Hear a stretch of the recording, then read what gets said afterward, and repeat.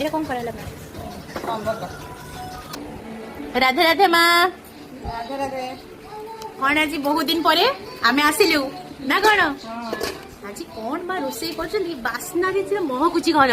ଆଜି ଆମର ହଉଛି ମଟର ଆଳୁ ତରକାରୀ ହେଇଛି, ଏପଟେ ସମ୍ବର ହଉଛି, ଏପଟେ ନଡ଼ିଆ ପୁରା ହେଇକି ଚଟଣି ହବ, ଆଉ ଦୋସା ତିଆରି ହବ। ଆଜି ଦୋସା ହବ ଆମର ତ ବଡ ଦୋସା ତାୱା ନାହିଁ କୋଉଥିରେ ବନେଇବା ହେଲେ ହବ। ଏଇ ଫରମାଇଶଟା କାହାର ଥିଲା? ପୁଅର। ମୋ ପୁଅ ଦେଖିଛନ୍ତି?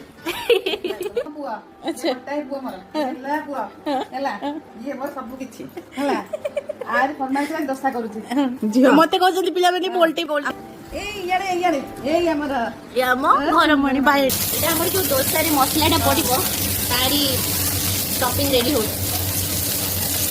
କଣ କଣ ପଡିଛି ନା ଏଥିରେ? ଟିକେ ଜିରା, ଟିକେ ସୋରିଷ, ଆଉ ବିରି ଡାଲି ପକାଇଦେବା, ତାପରେ ମାଟି ମସଲା ପଡ଼ିବ।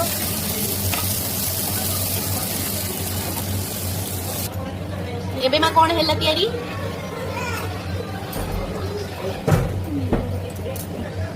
କଣ ପଡିଲା ମା? ଲୁଣ ପକେଇବି, ଲୁଣ ଟିକେ, ହଳଦୀ ଟିକେ, ଲଙ୍କା ଟିକେ ପଡ଼ିଲା ଆଉ।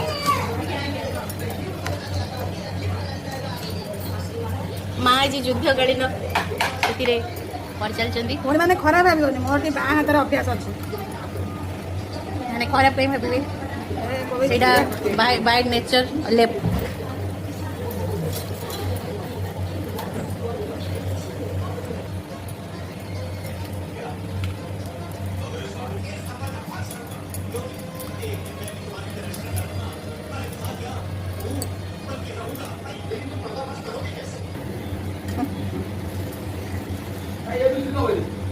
ଟିକେ ରୁହ।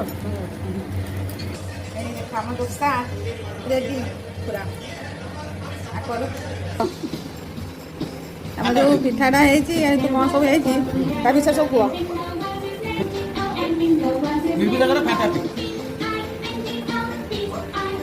ଆଉ ଚିଣ୍ଟୁ ପିଠା କେମିତି ଲାଗୁଛି?